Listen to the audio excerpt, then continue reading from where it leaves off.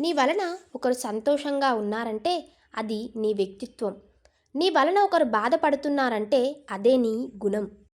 నిజాయితీ, నమ్మకం లేని స్నేహానికి జీవితకాలం తక్కువ.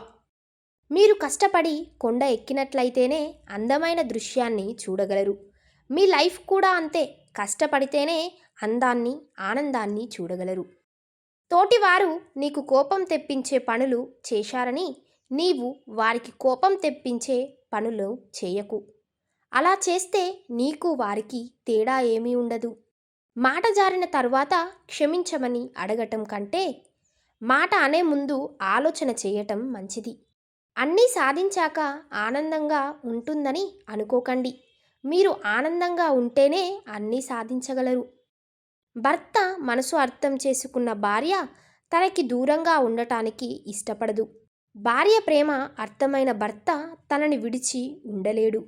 ఏ బంధానికైనా ప్రేమ, నమ్మకం ఉంటే లైఫ్ లాంగ్ కలిసుంటారు. ఆడది ఒక దైవం. మృదు స్వభావంతో కష్టాలు రానివ్వకుండా చూసుకున్నవాడే నిజమైన భర్త. అలాంటి వాడినే ఆడది కోరుకుంటుంది.